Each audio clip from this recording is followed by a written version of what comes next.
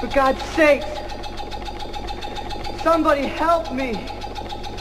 Help!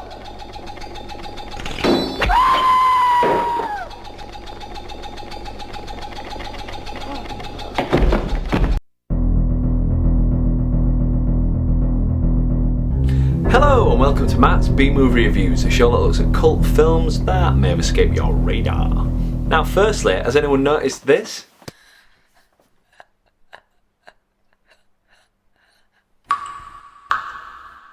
Hopefully by the time you're seeing this, I've already been working on some of the short films, because if I haven't, I really need to kick my own ass.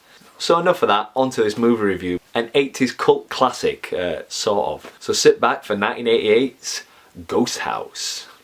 Here's the plot. A ham radio enthusiast, if you know what that is, and his girlfriend receive a very strange transmission which sounds like someone's being murdered. After some effort, they find the location of the mysterious transmission, which is an old deserted house in the middle of nowhere.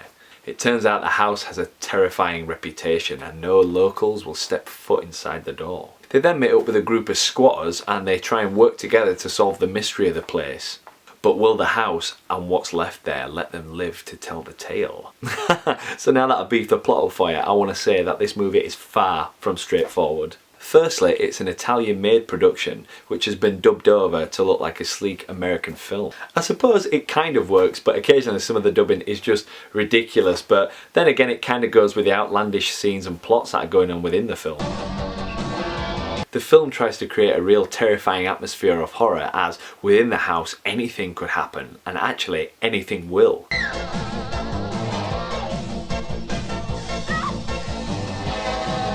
Or possibly strangled to death by a killer clown doll, which seems to be the main point of the story. Watch out for when he goes from this to this. And if you're afraid of clowns, then don't watch this movie. On a side note, I'm going to say that this movie was titled Casa 3 in Europe, which roughly translates as Evil Dead 3, which was mainly used as a cash-in because at that time they hadn't made an Evil Dead 3. In fact, technically they never did make an Evil Dead 3, they made an Army of Darkness, but that's another aside on this aside. For everywhere else, it was just released as Ghosthouse, which is a pretty punchy and cool title in my opinion. In fact, can I nick that for my first movie? No? I might do. In fact, I actually saw a movie recently in Asda, which is basically Walmart to you Americans, that was called Ghosthouse. It had the same name, but it isn't a remake of this story, and I've never actually seen that film. I'll have to look it up. If you've seen it, leave me a comment below and let me know what it's about. Besides ghosts in a house, a little bit more in depth than that, come on.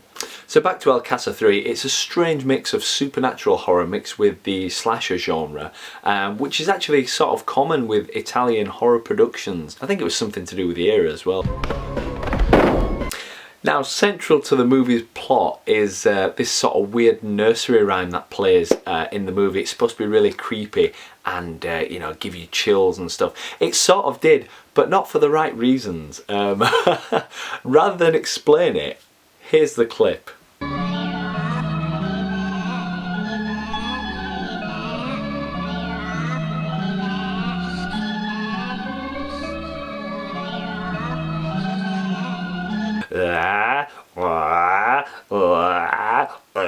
Actually sounds like a cat trying to throw up a hairball, doesn't it? I mean, what were they thinking?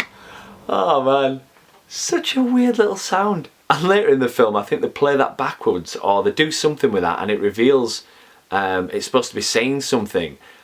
And I was trying to listen out for that for ages, and I sort of got a couple of guesses to what it was. It turns out to be something completely different. It's like the name of a cemetery or something. It sounded nothing like that. So, you know, I don't know.